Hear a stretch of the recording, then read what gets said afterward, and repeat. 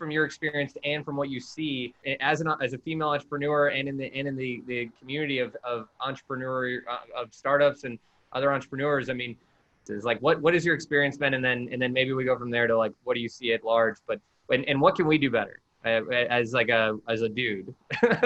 but I appreciate that question, and it's actually something that I really like to speak on.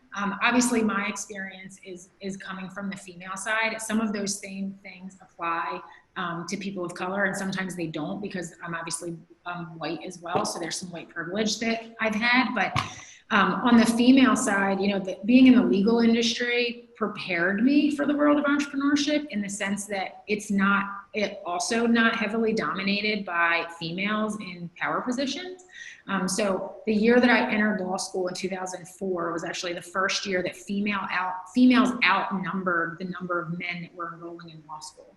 The gap that was then happening, though, was when I graduated law school in 2007, of the top 100 law firms in the world, only 2 of them were head by females. So there was this huge gap of what was happening, where we were enrolling in high numbers as females, but then not getting to the leadership positions. I experienced that firsthand at my law firm, where by the time I was a 5th-year associate, I was the only female left in my department as an associate. And a lot of that is competing life demands of what it's like. I lived 4 blocks away from my office when I was a first-year associate, and slept in my office on more than one occasion. So it's an incredibly demanding career. So it's tough to balance a family with that. And then just, you know, the breaks of there's mobility and people move around, and it was tough to come up. But I had a really great mentor at my law firm who was a male, and he let me learn by doing. So he just kind of put me out there, and I did my first deposition within my first year of being a lawyer, which was kind of unheard of. And the attorney on the other side refused to believe that I was an attorney. He was convinced I was a paralegal. I had to like bring my bar card to show him. And this was in like the middle. It was actually in the, if anybody's familiar with Pennsylvania, it's called Cole Township, in the middle of Pennsylvania. And so that wasn't the first time that something like that had happened. And my partner mentor said, I'm really sorry to say, but I don't know that that's going to be the last time that something like that is going to happen. So I ended up getting a thicker skin, I think, from that. Jumping into the world of entrepreneurship, especially with our business, which is very real estate heavy as well, because we have all these different campuses and real estate partners. Legal, entrepreneurship, real estate, none of those industries are heavily dominated by females. So most of the time when I go into a room to work with management or negotiate, I'm the only female that's operating. I graduated law school a little young. I was 24 when I entered the world. So even on that side of being like a very young female, I had to do a lot to get credibility. I always had a chip on my shoulder. I felt like I really needed to prove myself. So I dug in even more. In Zoom circumstances, I can't do this, but for those of you who know me, Patrick, you know, I'm 5'11", so I always wear heels when I would go to meetings or when I would go to court, so I would be like 6'1", 6'2", which just like create a different presence when I would walk into a room. And so maybe it worked, maybe it didn't, but it helped me develop a level of confidence. So I think that's what a lot of it was, developing a thick skin, being really confident in my abilities and my position.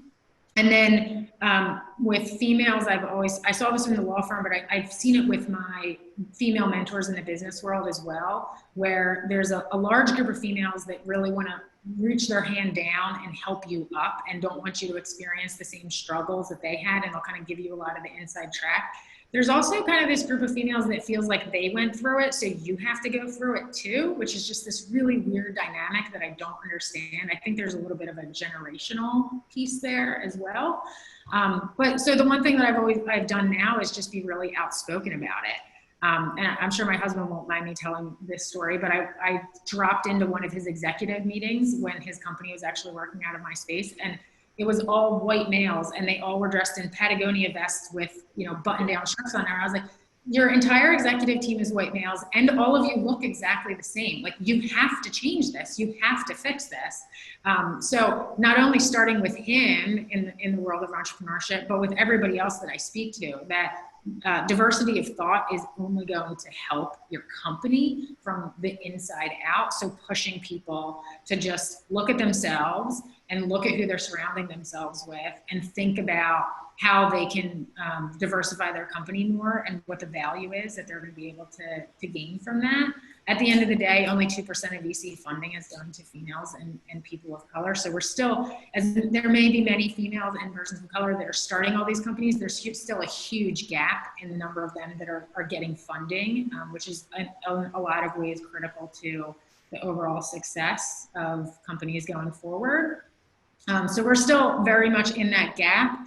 I'm encouraged by a lot of recent initiatives, including those that we talked about earlier, just to bring a full circle with PSL of getting dollars that are going into diverse founders. And that's been a part of it. And I've tried to always make 1776 locations a place where people feel warm and welcome. And part of that is coming into places where there are people that have the same background as you, where there's people that look like you, there's people that talk like you, and that started with our company. So I and looking around at our team as well, and always making sure that we have a diverse team, so that we're bringing all different perspectives and experiences to the table as well.